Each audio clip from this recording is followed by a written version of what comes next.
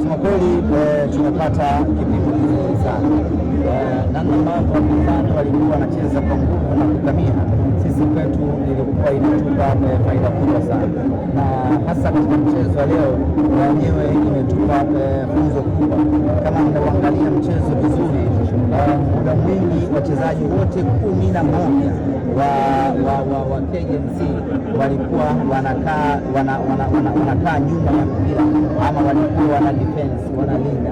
Yani hivyo ndivyo ambavyo Berkane atacheza kwenye mechi ya fainali hapa Benjamin Mkapa.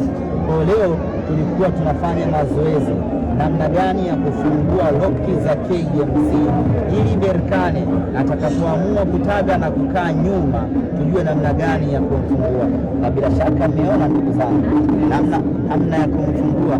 Ufunguo anao Joshua Mutale, kuna namna fulani anapiga 1-2, anachukua anaweka goli. Sasa ile ndio tulikuwa tunafanya zetu mazoezi, namna gani ya kwenda kumkabili mpinzani wetu atakapoamua kukaa nyuma. Kusema kweli mimi ni washukuru, japo kuna ambao waliona wanatukomoa, lakini in a real sense walikuwa wanatupa mtihani ambao tukiufaulu tunakwenda kufaulu kwenye michuano ya kimataifa. Mechi na Mashujaa, namna ambavyo ilikuwa ngumu, sisi pale tulikuwa tunaongeza fitness yetu. Mechi ya JKT Tanzania, namna ambavyo ilikuwa tafu, tulikuwa tunaongeza ubora wetu.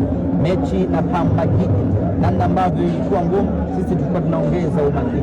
Mechi na KMC, namna ambavyo waliamua wachezaji wote 11 kukaa nyuma na kupiga counter attack, ndivyo ambavyo mpinzani wetu atakuja kucheza Benjamin Mkapa, na sisi tukafanikiwa kumfungua na kumfunga magoli mawili.